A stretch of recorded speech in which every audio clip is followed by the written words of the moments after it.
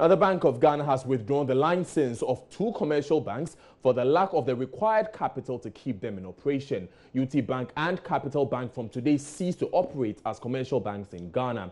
Ghana Commercial Bank has taken over the operations of the two, and this means that all outlets or branches belonging to the two banks from today become GCB banks. Customers of the two banks are, however, being urged not to panic because their deposits and investments are safe. But how did the two banks get to this place in the first place? And what does this mean for the three financial institutions involved in this withdrawal and taking over process, respectively? Let's speak to Joy News' Assistant Business News Editor, George Biafe, for more. George is on the line with us. George, how did UT and Capital Bank get to this stage? Hi, Mr. Darcy, how are you doing? I'm doing well. Yourself? Can you come back and rephrase your question again, please? So the question is, how did UT Bank and Capital Bank get to this stage? So banks are always in the business of lending, and you take deposits and then you lend to people. Now, they in paying back these loans and all those things has implications on UT. It looks UT gave out too much money than what they had to do. George, please speak up for us. We can hardly hear you at this end. Can you hear me now? Yes. So just take that answer again. So I'm just saying that just like any other bank, they're in the business of giving out deposits and all the rest, and they give out loans to their customers, and it looks like they had challenges in recovering these debts. There are issues about how these loans were given itself and whether those they extended to them were indeed qualified to get these loans. And so it has lingered on for quite a long time. And that is why the Bank of Ghana thought that, listen, per their rules, if you have your capital adequacy ratio below a certain level, you're supposed to come in and withdraw your license. So that's what happened to both UT Bank and Capital Bank? You're right on that one.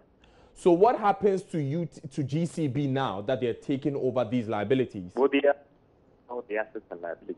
So the good, the bad, the ugly. They've taken over. The staff will become their staff. Their assets become their assets. And then their liabilities would become their liabilities. Will this change anything for the customers and these assets and liabilities you're speaking of? Not necessarily. What is going to happen is that it will be business as usual.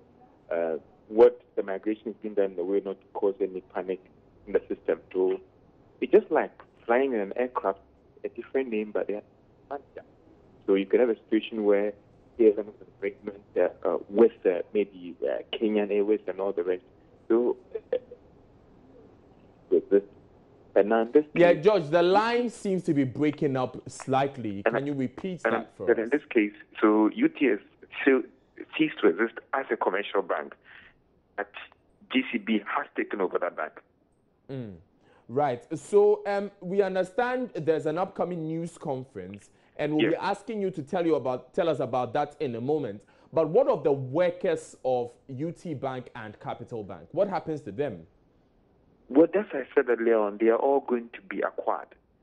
So the two of them are all now going to become staff of GCB. Right. So tell us about this news conference that the Bank of Ghana is about. So the Bank of Ghana is going to give details on what went into this decision, why they took the decision, the impact, and all the impact. It's going to give us all the fine details at this press briefing that we're going to have here. Right. So we'll be coming back to you for more details on that. But so thank you very much, George Biafe. But there's an interesting picture on the screen for you, our viewers. That was the scene at one of the branches of UT Bank this morning. As workers went to work and they had to camp outside the premises of the bank because, quite frankly, they could not enter the premises of the bank. That's the picture we have for you there. We'll do our best to reach our correspondents who have been there and who have been to these branches and who can give us a proper assessment of what is going on the grounds this morning. Our man on the ground is Ebenezer Sabute with Joy Business. He has been monitoring what is going on at this particular branch of UT Bank. We'll be going there to get the live updates of what is going on there. We will also be going to one of the Capital Bank branches because what we understand is that some of the workers have been unable to enter that branch. And now, so let's go on the line and speak with Ebenezer Sabute, who is standing by with the latest. Ebenezer, if you can hear me, what's the situation with the UT Bank branch where you are now?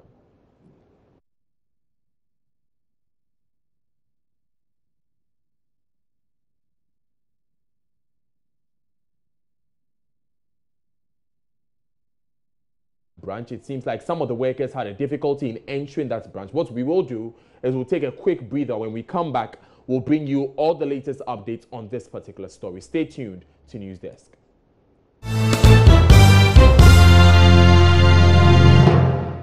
Thanks for staying with us. Let's go straight to Spintex Road, the Capital Bank branch there, where Kukwa Apia is standing by to tell us the situation on the ground. Kukwa, if you can hear me, what can you report from that branch of Capital Bank? Well, Kukwa, if you can hear me, we want to know the situation on the ground at Capital Bank Spintex branch. So far, we haven't really gotten any information.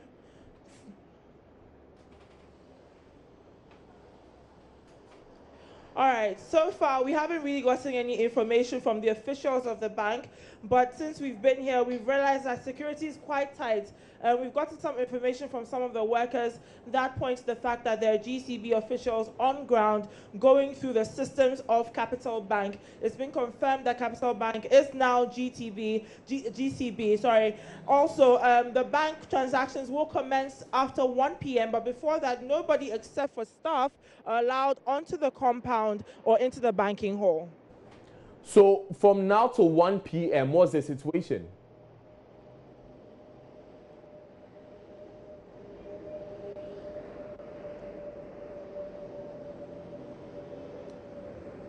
Well, we're still trying to establish contact with Kukwa Apia, who is at the Capital Bank Spintex branch. Kukwa, if you can hear me, I'm trying to understand. You said that the banking activities will begin at 1 p.m. and even after that, only staff will be allowed to enter. So we are trying to establish that from now to 1 p.m., what is happening? Can the staff enter the bank?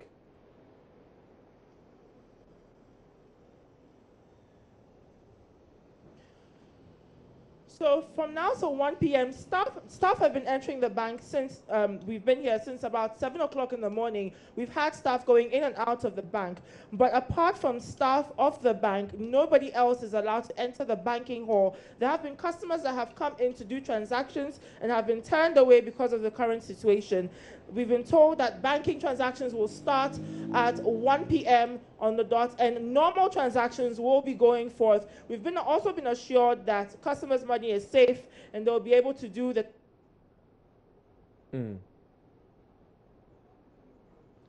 Well, so that's the latest from the Capital Bank Spintex branch. Kukwa Apia was just there now, telling us that till 1 p.m., if you save with Capital Bank, you want to go to the Spintex branch, you will be unable to go there. But if you go there after 1 p.m., you will be able to do your business there. We have Kukwa Apia back on the line. Kukwa, what's the feeling among the workers? How are the workers reacting to this particular move?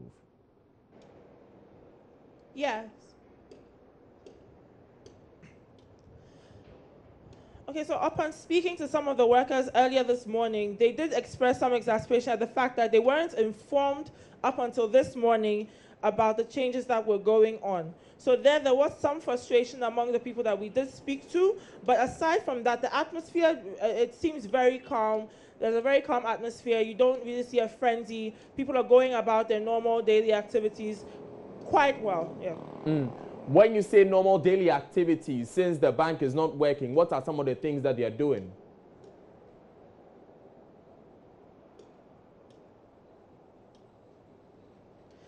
All right, so they did have a meeting at about 8 o'clock this morning. There was a meeting that was commenced on the second or third floor from the information that we got. So there was a general meeting. From the information that I was able to gather, it was a meeting between the general staff and some of the top officials of the bank. From what some of the workers told us, I think it was something to generally let them know what was going on. And that was basically what has been happening since then. We haven't really had contact with them since we've been asked to leave the compound. But aside from that, things seem to be quite normal. What's happening is that GCB officials are going through the systems of Capital Bank, and we do not know for what purposes yet, but when we do, we'll let you know. Right. Have any of the customers spoken to us?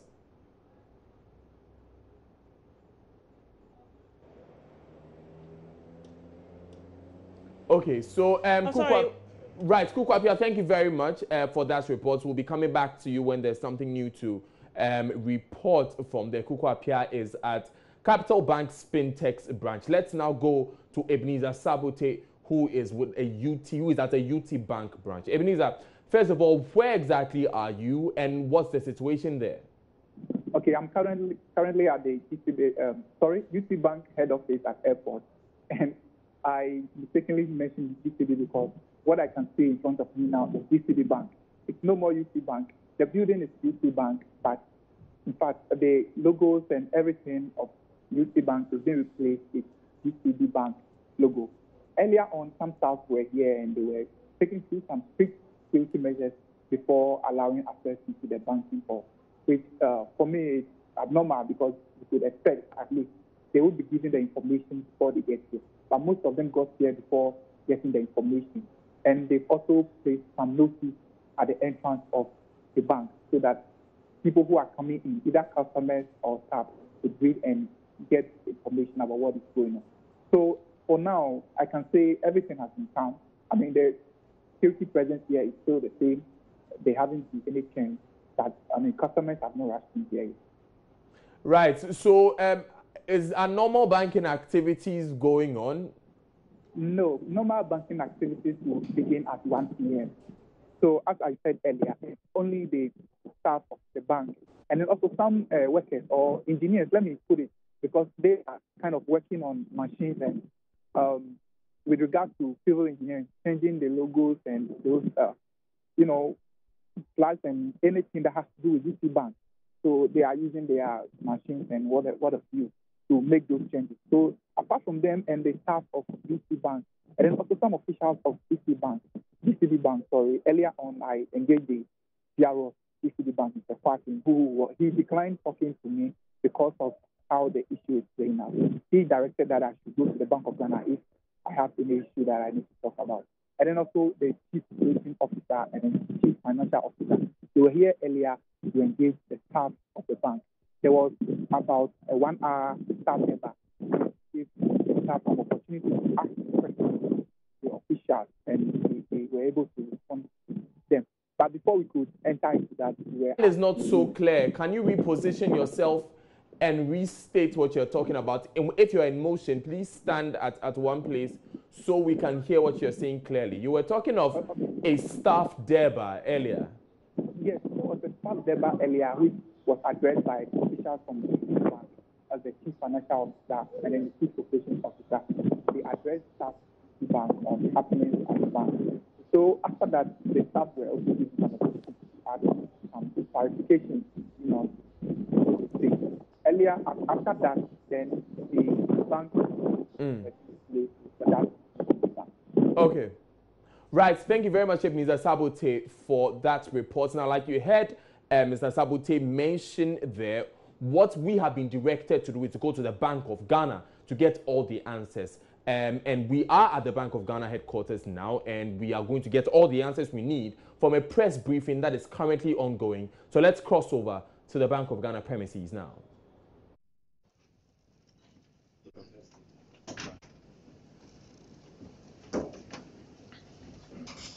Thank you very much, Mr. Governor. My name is Emmanuel K. Dubevia. I work for Ghana Business News. How many banks do we have in Ghana currently? Looking at the population of 27 million. In your view, would you say that is an adequate number or it's too much? Saying this in comparison to South Africa, where they have far less number of banks than we have. In terms of population, they have a much bigger population. And I would also want to ask if that is also not a problem in terms of regulating and managing this large number of banks. Thank you. Yes. Okay. Sorry. Good morning, Mr. Governor. My name is George Rafi from Joy FM. I asked myself, going forward, how should we take assurances from the Bank of Ghana? Anytime you read the Bank of Ghana statement on development in the banking sector, we hear they are well capitalized, things are under control. But for a lot of players, they knew about these toxic assets that were was more of a time waiting to bust just one day. We know of one savings and loans that recently migrated to a bank that is also said to be sitting on some toxic assets. I'm just saying that going forward, if I'm a depositor, how should I treat assurances and statements from the Bank of Ghana when I hear that things are under control and that nobody should get worried? All right. I think I take it that the first question, which is on listing, UT Bank's listing, we directed to the stock exchange and the governor will. Thank you very much. We have collaborated very closely with the Banking Supervision Department of Bank of Ghana and the Governor's Office of Bank of Ghana. The key thing is, as far as our rules and procedures are concerned, we must follow to have an exit mechanism for shareholders of UT Bank. But that exit mechanism must also be on the basis of guidelines or notices that Bank of Ghana may issue as far as this is concerned. So the exchange will not act alone. We'll have to closely collaborate still with Bank of Ghana in terms of guidelines and notices that they will issue as consequential matters following from that.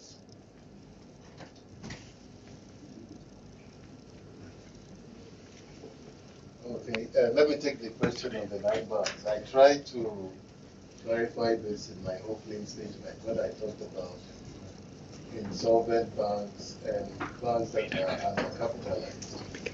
So to make that clear again, we said that there were 9 banks. There were 9 banks.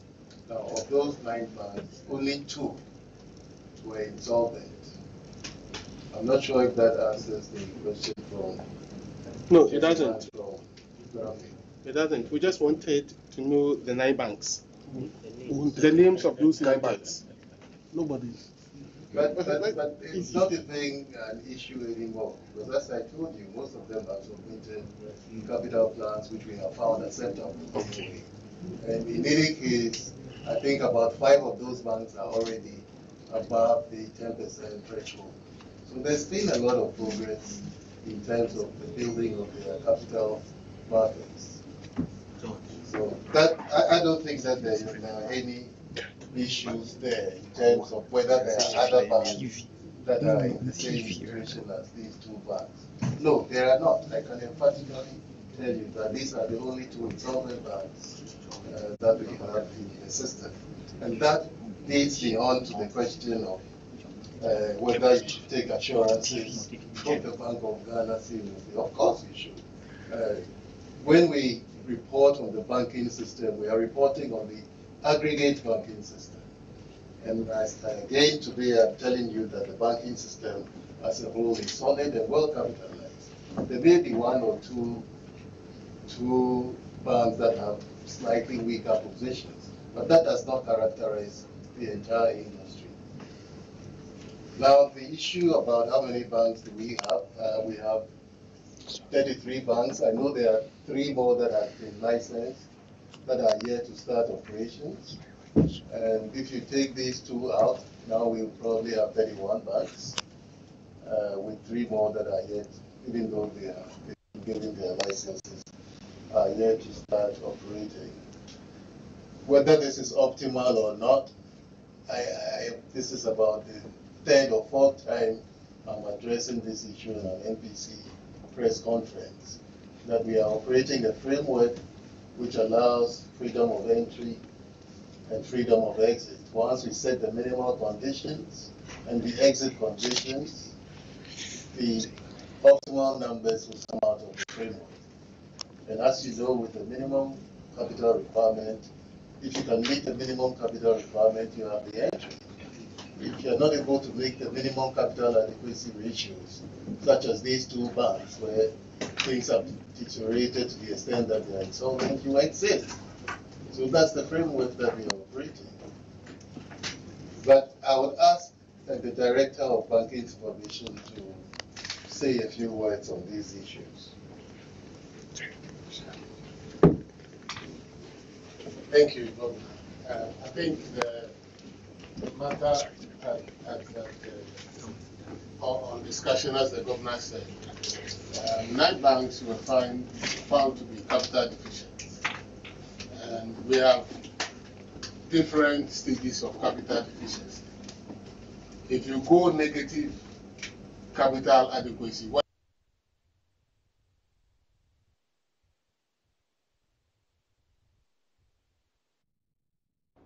Right, so those are the scenes from the Bank of Ghana where the governor there, Dr. Ernest Addison, is answering some questions from journalists concerning this whole issue and how it has gone down. And we'll just be taking you through a bit of what has been happening to these two banks in particular as the program goes on. But let's go back to the Bank of Ghana and find out what's going on there. the issue is, if they couldn't meet 5, do we have to take an action and prevent further deterioration of the bank and therefore threaten customers' deposit? The answer is typically yes. So if you recall, the governor at the last MPC indicated that we have September as a deadline. Now, looking at the extent of deterioration of the banks, being also faced with liquidity challenge, you have to take action prior to this. And this is also consistent with Section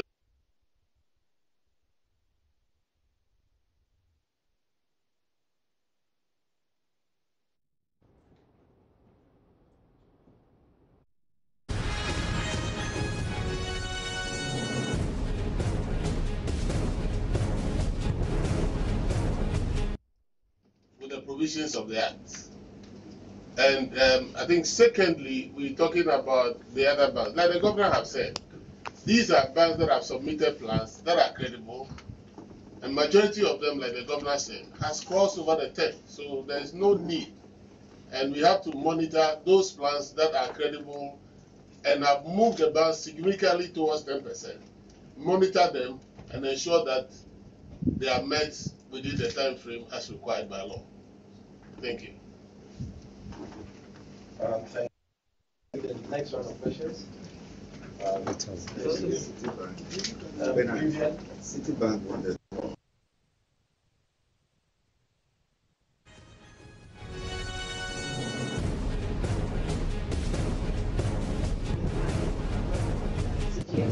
I have 3 questions for 3 institutions. One for Ghana Stock Exchange, Ghana Commercial Bank, and Mr. Governor. My first question is to the governor.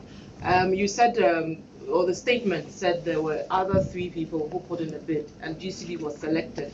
I want to know who were the other people who put in the bid and what they were offering. The second question is, how much is GCB going to pay for these 2 entities? And then to GCB, do you have the financial muscle to deal with what you're inheriting? And to Ghana Stock Exchange, I want to know whether there'll be a share swap for UT shares and then GCB. Thank you.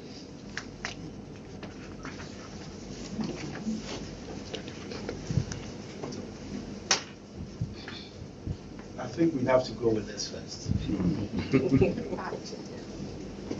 Actually, I will ask Pricewaterhouse to come in because I don't know what the rules of the game should be at this stage, whether we can disclose the details of the bids. Why not? It is also speculations. Okay. There were leaders. Yes.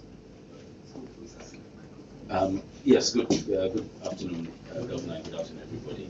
I think the information you're asking for, unfortunately, at this stage, is not one that can be disclosed. So there's not much more I can say about that at this point. Just there are speculations around that. For example, GCB is going to pay 95 million for the 2 entities, 60 for UT and 35 for Capital. I believe to deal with the panic issue and all that, it will be better if we can clear some of these issues so we don't put out wrong information. And I agree.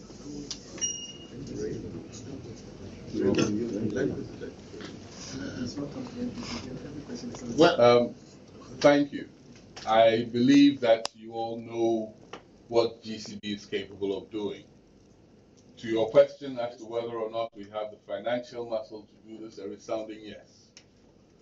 As to how much we paid, I believe the receiver has already said that that communication is at this moment privileged. So I'm not at liberty to answer. Thank you.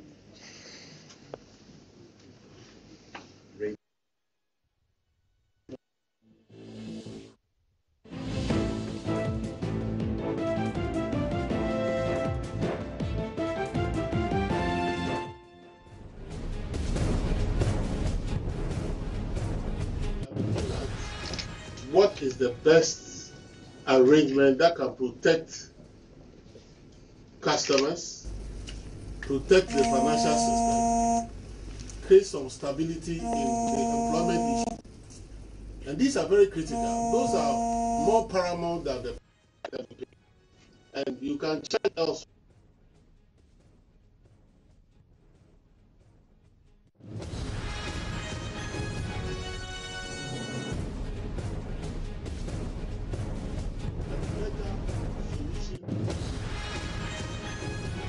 Risk that can be created by the exit of these two banks. And that is what we must emphasize. It's not about how much you pay. The payment they are making is not for, like, we have, it's a price per se, but it's like you've been offered some kind of deposits that we think that you would have incurred some cost in mobilizing. That is the whole idea. But the critical thing is, apart from the price being paid, you are looking at who can do this best and make sure that customers are served with the same level of satisfaction. You are looking at which bank can do this and its capital adequacy will not be impaired. You are looking at a bank, because if you are not careful, you give it to a bank, gives you a big offer, and then it translates into another bank with weak capital adequacy. Then you have to take another step measure. So there are a myriad of issues that went into the decision. So I think we have to more or less manage this concept of price, who bid highest, and that. I think for us as a bank, that is the most critical thing. Who offers the best that can contain customers, retain branch network, retain a certain level of employees, and make sure that the system continues to run. Thank you. The question about shares or cash doesn't arise immediately.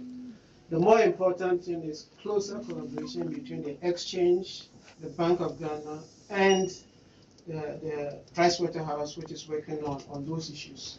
For example, in terms of our processes, GCB may ultimately have to go to its shareholders for arrangement as to whether they're going to pay cash, they're going to pay shares.